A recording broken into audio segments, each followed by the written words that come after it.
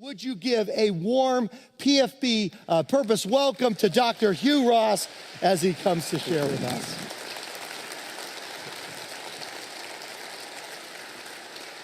Thank you. Very good. All righty.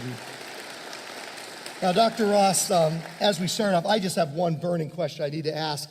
Is there scientific evidence that bald men are smarter than other men? I did just want to know the evidence for that thing. Well, there's actually a Bible verse, Leviticus 13:40. Okay. If a man is bald, he is clean. Oh, but that clean's as good as smart, I think. So that is great. So, well, tell us, first of all, we want to hear your story.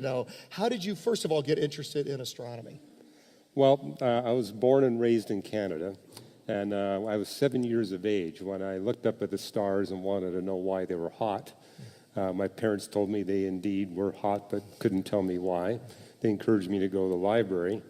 And I came home with 5 textbooks on astronomy. And every weekend I would get another 5. At the age of 7? 7, okay, yes. Got it, okay. And by 8 years, I knew that my future career would lie in astrophysics. And starting at age 8, I would kind of look at a separate sub-discipline of astronomy and study that in depth. And so... And I read in your bio that you were one of the youngest lecturers, or the youngest lecturer. It's there in your bio with regard to... Yeah, I started giving like lectures at the university on different subjects in astronomy starting at age 16. At age 16, you began Right. to give lectures on that. Okay. Now, did you grow up in a Christian home? Did you, the No. stereotype is usually you grow up, whatever you grow up with, you look for reasons to believe what you were taught when you grew up. What was your background? Well, my parents were certainly very much wanting to encourage a moral upbringing, so I had that benefit. But my parents were insistent there was no such thing as eternal life. And I didn't know any Christians, didn't get to know any until I showed up at Caltech at age 27. You had never really known a Christian until age 27. Well, I discovered I had met Christians, but I didn't even know they were Christians until literally I was 27. However, I did get to see 2 Christians from 30 feet away when I was 11 years of age. Okay.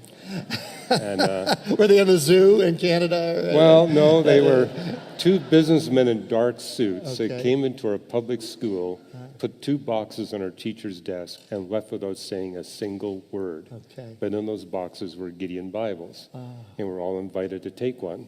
And I still pack around that Gideon Bible that I got at age 11. And I didn't read it until I was 17. And what happened was, at age 16, I was studying cosmology, the science of the origin and structure of the universe, and recognized that of all the explanations for the beginning of the universe, the Big Bang was the one that was fitting the data best, and realized if it's Big Bang, there's a beginning. If there's a beginning, there must be a beginner. And that's what motivated me to start studying the different religions of the world, different philosophical systems, to see if any of them was comporting with what I was seeing in astronomy. And so I ruled out Islam and Buddhism and Hinduism. And at the very end, I picked up this Gideon Bible and began to go through it, and immediately realized how different it was from all the other holy books. It wasn't vague, esoteric poetry. There was no appeal to intellectual snobbery. Things were clear and direct. I also noticed it had a message of morality that was far superior to what I read in any other holy book. But what especially caught my attention is it contained all the elements of Big Bang cosmology. And that really, surprised me as a young man, because I knew that no scientist had even hinted at the idea of a Big Bang universe until the 20th century. So here is a book written thousands of years ago that said that the beginning of the universe is the beginning of space and time, that the universe continuously expands from that space-time beginning under constant laws of physics, where one of those laws is a pervasive law of decay. And I knew enough about physics to realize that implied, based on what the Bible said about the universe, that the universe must get colder and colder in a highly predictable way. And the measurements of the past cooling of the universe were matching what the Bible had taught. And so this was proof for me that this book was predicting future scientific discoveries. And I spent 2 years going through this book trying to find a provable error or contradiction. Couldn't find any, but I found hundreds of places where it had predicted future scientific discoveries. And I realized the only possible explanation is these Bible authors must be inspired by the one that created the universe. And you know what I love about the Gideons?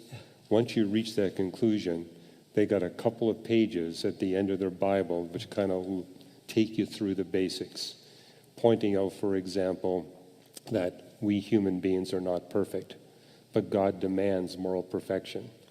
And the only way we're going to get it is through coming to the creator of the universe and taking advantage of his offer. I love the way the Gideons put it, that Jesus Christ, creator of the universe, died on the cross and rose from the dead so that he could trade his moral perfection for a moral imperfection. I said, that sounds like a good deal. But also appreciate the fact they said, the Creator knows better than we do what's best for our life. And what we need to do is put him in charge and make him the master of my life. About speaking to Sure. physicists well, I guess there's a pre-story and then it matches into the later story. Well, I love the Gideons. I've done a number of fundraisers for them. And I remember doing one in Santa Barbara where we were raising money for Bibles for Russia. And this is a time when the Soviets were in control. We're talking the 1980s. And we raised over $35,000. But it was a year and a half later, I found myself in Moscow. Now, I was invited to come to Russia by the Soviet government to speak to their scientists, but I was told, do not speak to any non-scientists, only scientists. And if they caught me speaking to anybody else, they would put me on the airplane. But I was giving an address to an audience of 700 physicists. And 700 Soviet Union physicists. Physicists, right. Okay. And at the end of my talk, they said, well, can you tell us how you became a Christian? So I kind of gave my Gideon testimony and also explained to them how they too could become Christians, kind of walked them all through it. We prayed. And I said, if you made that prayer, would you please sign your name on a piece of paper and get it up here to the front? Didn't realize there was a paper shortage. And these physicists were almost rioting trying to find paper that they could write their name on. We estimate that at least 95% of those physicists prayed to receive Christ and made a public commitment. But what was really wonderful, I didn't know this, there were 2 men at the back who gave a Gideon Bible to each of those physicists. And they told me afterwards, these are the Bibles that were paid for by the event you did in Santa Barbara. That so is such a great story. Oh, Yeah. my goodness, that is awesome. Yeah. Introduced to the radio astronomy research group. 13 professors and senior graduate students in the radio astronomy research group. All 13 were evangelical Christians. Oh, goodness, yeah. Or another time where I spoke in Tokyo, and this is a country that's less than 2% Christian. Right. Spoke at the National Observatory in Tokyo. Half of the astronomers that attended my talk told me they were Christians already. Half of the other half said they were studying the Bible so they could become Christians. And I asked each one of them, what is it that motivated you to study the Christian faith? Every one of them said, the anthropic principle. We look at the universe. Everywhere we look, we see overwhelming evidence for supernatural design. And we know the design doesn't match Shintoism or Confucianism or Buddhism. This is what motivated us to go out and get a Bible and start reading it. So, Wow. I mean, I'm seeing that around the world. So. And you've spoken at over 350 universities, I believe, and that Yes. number increases all the time. And just to walk in there, I just have huge admiration. Just awesome. Can we test God's creation through science? Is that something that we can do? Well, we're told to put everything to the test and hold fast to that which is good. That's Paul's command in 1 Thessalonians. Our whole focus is on developing brand new evidences for the Christian faith. For the simple reason that my experience as an evangelist, it's much easier to engage somebody on something that was discovered 2 days ago and use that as a bridge to what happened 2,000 years ago. Especially here in the Los Angeles area, it's hard to get a conversation going on the resurrection, but it's easy on something that's brand new that gives that kind of new evidence. And literally every day, we're counting about 10 research papers or more that are published that give us more evidence for the Christian faith. And the principle is this. If your faith system is true, then the more we learn from the book of nature, the more evidence we're going to find for our faith. But if it's not true, the more we learn from the book of nature, the more evidence we're going to uncover that there are inconsistencies.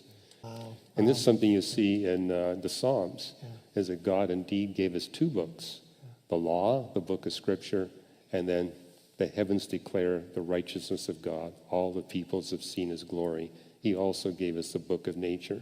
So the book of nature and then his book, the Bible, those two hand in hand. Talk about the 900 different features of the universe, and these are growing all the time? Or these, Well, as people time wanna goes on, see it. is it getting more the need for Yeah, we fine-tuning? document on our website, reasons.org/fine-tuning, a 300-page compendium comes up that lists those 900 plus features with citations to the scientific literature that people can check out for themselves. Now that we got the web, you can actually read those papers online. So. Wow, very, very, very cool. The biblical authors, they didn't know about space-time theorems. So is it possible that these verses are just talking about something else? And, a skeptic might say, you're just kind of reading into it, what those passages are saying that are often poetic in nature. Well, the fact that they are repeated by different Bible authors. I mean, a dozen places in the Bible it talks about the beginning of the universe and the beginning of space and time. So it's not just Moses, the book of Hebrews, the universe that we can detect did not come from that which we can detect. It's Paul that speaks about how before God created the universe, before the beginning of time, God had already began expressing his grace to human beings. He hadn't created us yet. But his grace towards us was put into effect before the beginning of time, 2 Timothy 1:9. Well, when I speak on a secular university campus, somewhere in my talk I'll point out, if you're not persuaded today, wait 1 month. And if you go to our website, that fine-tuning site, you'll actually see, because we actually give you kind of a history of how the evidence is built up over time. The probability of God supernaturally creating the solar system or galaxy for our personal benefit gets approximately 1 million times stronger every month. And so if you're not convinced today, you wait a month, there should be 1 million times more evidence than what you had the previous month. Well, I'm so glad we're more than a rock, and I'm so glad that you give us encouragement and confidence in that. Could we thank Dr. Ross for being with us here?